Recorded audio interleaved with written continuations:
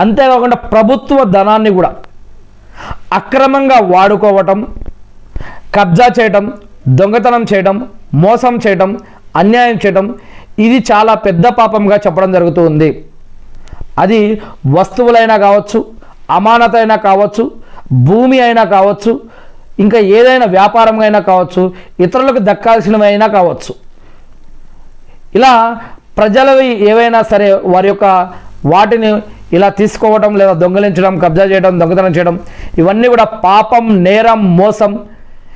వీటిల్లో కొన్నిటికి ఇహలోకంలో ప్రాయశ్చితం, మరియు కొన్నిటికి శిక్షలు ఉన్నా, కొన్నిటికి మళ్ళా పరలోకంలో ఖచ్చితంగా శిక్ష పడేటటువంటి శిక్షలు కూడా ఉన్నాయి. అంతేకాకుండా వారసత్వ హక్కులను కూడా కాలరాయడం నిషేధం. ముఖ్యంగా మహిళలకు చెందాల్సిన వారసత్వ హక్కు ఏదైతే ఉందో వారి యొక్క వాటాను వారికి ఇవ్వాలి. పెళ్ళి అయినా సరే, పెళ్ళి అవ్వకపోయినా సరే వారికి కూడా వాటా ఉంటుంది, అనాథలకు కూడా వాటా ఉంటుంది. ఇంకా కొన్ని విషయాల్లో ఖురాన్లో మీరు చదవండి, బాటసారులకు, బంధుమిత్రులకు కూడా వాటాలు ఉన్నాయి కొన్నిటిలో.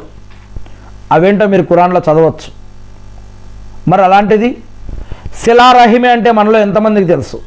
అసలు బంధుత్వ సంబంధాలను ఎందుకు పెట్టాడు దేవుడు? బంధువులపై ఉన్నటువంటి హక్కులేంది? అక్క, చెల్లి, అన్న, తమ్ముడు, తల్లి, తండ్రి, వీరిపైన పెట్టిన హక్కులు ఏమిటి? పెళ్లికి ముందు కానీ పెళ్లి తర్వాత కానీ పెట్టిన హక్కులు ఏమిటి? ఇవన్నీ కూడా మనం ఇంతకుముందే తెలుగు బుఖారీలో ఖురాన్ మరియు హదీసుల ఆధారంగా చెప్పుకోవడం జరిగింది. మరి మహిళలకు వారికి చెందాల్సిన హక్కుని ఖచ్చితంగా ఇవ్వాలి. ఇక అల్లా హద్దులను మీరడం అవుతుంది కనుక వారి యొక్క హక్కులు వారికి ఇవ్వకపోతే కనుక. అదేవిధంగా కొంతమంది వీలునామా రాస్తుంటారు. ఆ యొక్క వీలునామా యొక్క దానిని కూడా మనం పాటించాలి. ఆ యొక్క వీలునామా కూడా మరి ఖురాన్ మరియు హదీసుల అనుగుణంగా రాసుకుని ఉంటే కనుక. ఇక పోలికలు, పురుషులు స్త్రీలలాగా, స్త్రీలు పురుషులలాగా వేషధారణ కనుక మార్చుకోవడం లేదా అలా ప్రవర్తించడం హదీసుల ప్రకారం శపించబడ్డటువంటి పని ఇది. ఇస్లాంలో పురుషులు స్త్రీలాగా, స్త్రీలు పురుషులలాగా వేషధారణ, మాట్లాడటం, నడవటం, హాల్చల్ ఇలా చేస్తే కనుక, ఇలా కావాలని తయారైతే కనుక మరి ఇటువంటి వారు శపించబడతారని ఇస్లాం తెలియజేస్తూ ఉంది.